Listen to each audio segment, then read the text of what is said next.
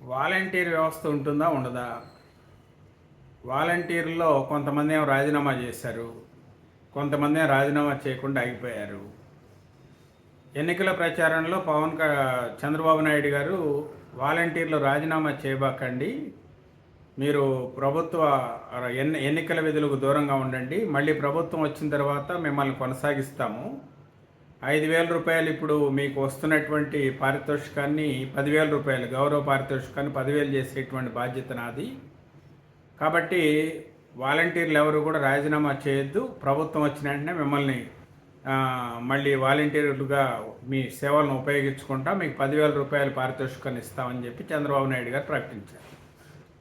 వైఎస్ఆర్సీపీ వాళ్ళేమో ఎన్నికల కమిషన్ వాలంటీర్ల విధుల్లో పాల్గొనొద్దని చెప్పింది కదా, కాబట్టి రాజీనామా చేసి పార్టీ కార్యకర్తలుగా మారి మీరు పార్టీ కార్యక్రమాల్లో పార్టిసిపేట్ చేయండి, ఆయా ప్రాంతాల్లో ఎమ్మెల్యేలు గెలుపు కోసం కృషి చేయండి అని చెప్పి వైఎస్ఆర్సీపీ నాయకత్వం పిలిపించినటువంటి ఆయన స్థానికంగా ఉండే ఎమ్మెల్యేలు కానీ, ఎమ్మెల్యేలుగా పోటీ చేస్తున్నటువంటి అభ్యర్థులు కానీ, వైఎస్ఆర్సీపీ నాయకులు కానీ ఆ ఎమ్మెల్యేలతో వాలంటీర్లతో మూకమ్మడిగా రాజీనామాలు చేయించడం, దానిపైన ప్రకటనలు ఇప్పించడం, ఇవన్నీ కూడా జరిగినటువంటి కార్యక్రమాలు.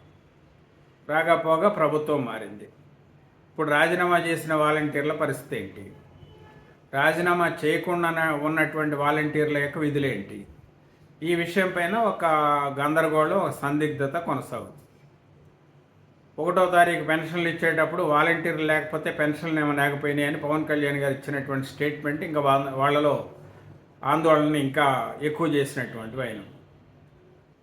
సచివాలయ ఉద్యోగులతో ఒకే రోజు 98% పెన్షన్ల పంపిణీ కార్యక్రమం జరిగింది. పెంచిన పెన్షన్లు ఒక్కొక్కరికి 7,000 చొప్పున, ఇంకా ఎక్కువ పెద్ద మొత్తంలో పెన్షన్లు ఒకే రోజు కోటాను రూపాయలు పంపిణీ చేయటం సాధ్యం కాలేదా? సచివాలయ ఉద్యోగులతో పెన్షన్లు పంపిణీ చేయలేమా? వాలంటీర్లు ఉంటేనే పెన్షన్లు పంపిణీ చేస్తామా?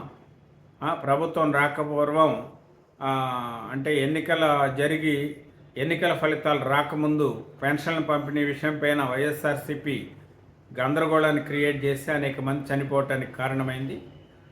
పెన్షన్లు మరి ఈరోజు ఎలా పంపిణీ చేసాం? వాలంటీర్లు లేకుండా పెన్షన్లు పంపిణీ చేయలేదా? వాలంటీర్ వెళ్ళి చిక్కటి చిరునవ్వుతో పెన్షన్లు ఇస్తేనే పెన్షన్ ఇచ్చినట్ట? సచివాలయ ఉద్యోగులు బాధ్యతగా వెళ్ళి ఆ ఇళ్లకెళ్ళి పెన్షన్లు ఇస్తే ఇచ్చినట్టు కాదా అనేటువంటి దానిపైన కొంత వాదోపవాదాలు జరిగినాయి. ఈ పరిస్థితుల నేపథ్యంలో మమ్మల్ని విధుల్లోకి చేర్చుకోవాలని చెప్పి రిజైన్ చేసినటువంటి వాలంటీర్లు ఈరోజు విజయవాడకు పిలిపివ్వటం, వాళ్ళని అరెస్టులు చేయటం, ఇదంతా కూడా కాస్త గందరగోళం జరుగుతున్నటువంటి పరిస్థితి. ఏంటి ఇప్పుడు పరిస్థితి ఏంటయ్యా అంటే, తెలుగుదేశం పార్టీ ప్రభుత్వం అంటే సంకీర్ణ ప్రభుత్వం చేసేటువంటి ఆలోచన ఏంటంటే వాలంటీర్లని గ్రామ పంచాయతీలకు అనుసంధానం చేయటం. ఇప్పుడు దాకా ఉన్నటువంటి వాలంటీర్ పేరుని తీసేసి గ్రామ సేవక్ అని, వార్డు సేవక్ అని పేర్లు మార్చి, మరి ఇంతకు పూర్వం 50 ఏళ్లకు ఉండేటువంటి ఒక వాలంటీర్ని ఇప్పుడు ఒక 100 ఏళ్లకు ఒక వాలంటీర్గా నియమించటం.